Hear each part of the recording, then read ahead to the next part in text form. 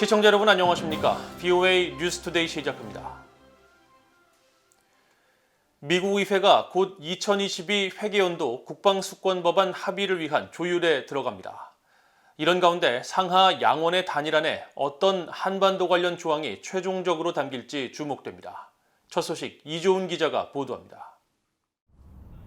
미국의 추수감사절 휴회 기간을 마치고 다음 주부터 의정활동을 재개하는 미국 의회에서 가장 우선적으로 다뤄지게 될 안건은 새 국방수권 법안입니다.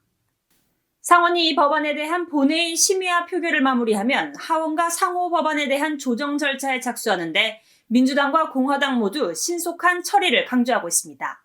The Senate needs to move forward on this bill and quickly. With so much bipartisan interest in getting NDAA done soon, I see no reason why we can't finish this legislation or come to an agreement to finish this bill quickly.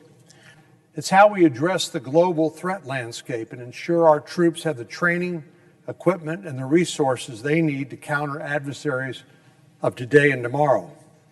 From threats by an increasingly hostile Iran to those by an unpredictable North Korea, there are many security challenges on the horizon. 상하원 조정을 거치게 될 한반도 관련 주요 조항은 파이브 아이즈로 불리는 미국, 영국, 캐나다, 호주, 뉴질랜드의 정보동맹에 한국 등을 포함시키는 방안 검토, 북핵 역량 평가, 주한미군 규모와 미한동맹에 대한 의회의 입장을 담은 부분입니다. 상원과 달리 하원의 법안에는 파이브 아이즈의 한국과 일본, 인도, 독일을 포함시키는 방안에 대해 이점과 한계 등을 담은 국가정보국장의 평가 보고서를 내년 5월 20일 전까지 의회에 제출하도록 하고 있습니다.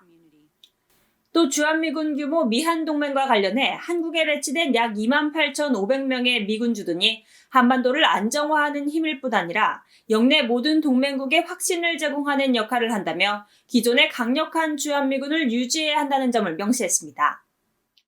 하원과 달리 상원의 법안은 인도태평양 영내 동맹과 파트너십 강화의 맥락에서 미한 상호 방위 조약과 일치하고 평화적이며 안정된 한반도라는 공동의 목표를 지지하는 문구 등이 담겼습니다.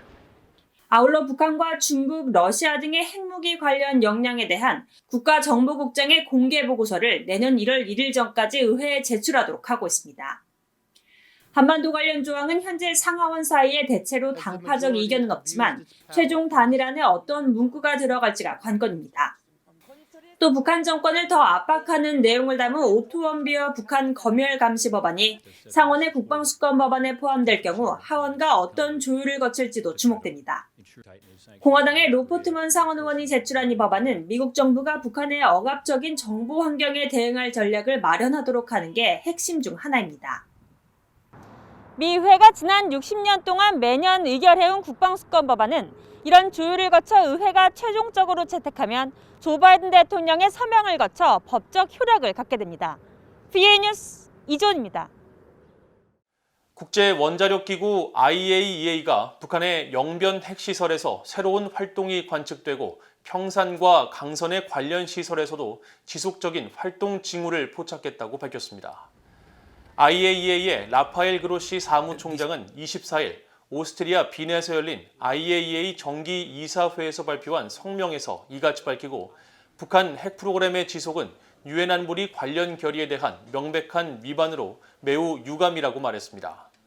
그로시 총장은 영변 핵시설에서 5메가와트급 원자로 가동과 일치하는 움직임이 계속되고 있다며 특히 원심 분리기 시설의 부속 건물 건축을 포함해 새로운 건설 활동도 포착했다고 지적했습니다.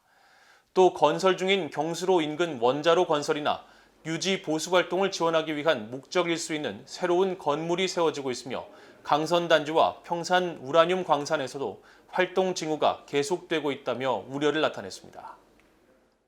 미국과 한국 정부의 한국전쟁 종전선언 문안 협의가 마무리 단계에 있지만 비핵화에 관한 문구를 어떻게 포함할지를 놓고 교착 상태에 빠져 있다고 미국 매체가 보도했습니다. 미국의 정치 전문 매체 폴리티코는 23일 관련 논의에 정통한 복수의 소식통을 인용해 이같이 보도하며 남은 쟁점은 어떻게 비핵화 관련 문구를 넣을지 등으로 이는 미한 양국이 동의하기 때문에 난제는 아니라고 전했습니다. 이어 소식통을 인용해 북한이 이에 응하거나 최소한 이를 묵살하지 않도록 어떻게 문구를 넣을지가 관건이라고 덧붙였습니다. 그러면서 어려운 부분은 남북한과 미국, 중국 등 4개 당사국이 모두 서명하는 것으로 현재 북한은 이에 응할 의지를 보이지 않고 있으며 내년 5월 임기가 끝나는 문재인 정부가 이를 강하게 추진할지도 불확실하다고 지적했습니다. 미국 국무부 대변인실은 이 보도에 대한 VOA의 논평 요청에 미국은 북한과의 대화와 외교를 통해 한반도의 항구적인 평화를 이루는 데 전념하고 있다는 기존 원칙을 거듭 확인하며 세부적인 논의 사안에 대해서는 언급하지 않겠다고 밝혔습니다.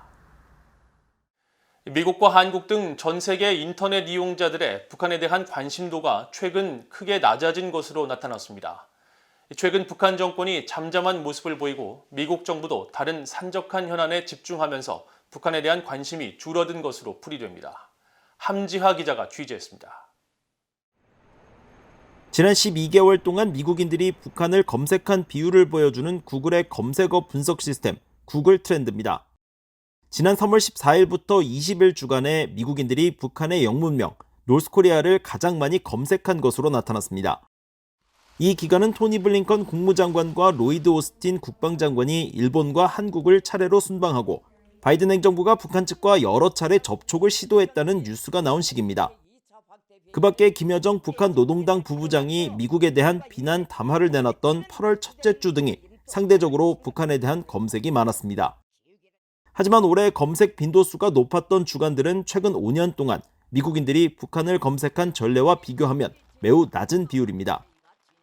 구글 트렌드는 북한과 같은 특정 검색어가 가장 많이 급증한 시점에 100점을 부여한 뒤 이를 기준으로 다른 시점에 얼마나 많은 검색이 이루어졌는지를 그래프로 만들어 공개하는데 이에 따르면 지난 5년간 북한에 대한 검색이 100점에 달했던 시점은 2017년 8월 6일에서 12일 주간으로 미국령 괌에 대한 김정은 국무위원장의 미사일 위협과 트럼프 당시 대통령이 북한 지도부의 화염과 분노 발언으로 경고한 시기입니다. 이에 비하면 올해 북한 검색이 가장 많았던 주간은 단 5점, 또 검색 빈도가 상대적으로 높았던 다른 시기들도 4점 수준에 머물러 2017년과 큰 격차를 보였습니다. 전문가들은 이런 모습이 새삼스럽지 않다는 반응입니다. North Korea has the potential for high clickbait, especially something that is revolving around the health of the leader, leadership change, or bad behavior by North Korea. If none of that is happening, North Korea completely falls off the planet, and people really don't, focus on it much because, frankly, the United States government doesn't focus on it much. 이런 조회 경향은 국제사회에서 은둔의 왕국으로 불리는 북한이 얼마나 예측하기 힘든 비정상적 국가임을 보여준다는 지적도 있습니다.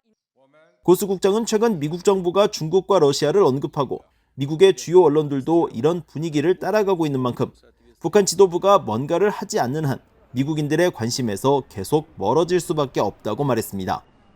VOA 뉴스 함지하입니다. 미국 상무부가 미국의 안보에 위협이 되는 중국과 러시아 등의 수출 규제 대상 기업과 개인을 추가 지정했는데 이 중에는 북한 유령 회사 설립에 관여한 중국 업체도 포함됐습니다. 상무부 산하 산업안보국은 24일 보도자료를 통해 중국과 러시아, 싱가포르, 파키스탄, 일본 등에 있는 총 27개 기업과 개인을 미국의 국가안보와 외교정책 이익에 반하는 활동에 참여한 혐의로 수출 규제 대상 목록에 추가했다고 밝혔습니다. 상무부는 또 규제 대상 가운데 중국에 기반을 둔 업체 8곳이 포함됐다면서 이들이 중국 인민해방군의 현대화를 지원하거나 군사 응용 프로그램을 지원하는 미국의 원천 기술을 탈취하려는 시도를 했다고 지적했습니다. 특히 지난 2019년 규제 대상에 오른 중국 기업 코라드 테크놀로지의 계열사 3곳은 북한의 유령 회사 설립과 이란의 군사 우주 프로그램에 관여한 혐의로 규제 대상에 추가됐다고 설명했습니다. 지나 러먼도 상무장관은 성명에서 이번 조치가 중국과 러시아의 군사적 발전과 파키스탄 등의 위험한 핵 미사일 등 확산 활동을 막는 데 도움이 될 것이라고 강조했습니다. 이상으로 VOA 뉴스투데이를 모두 마칩니다. 시청해주신 여러분 고맙습니다.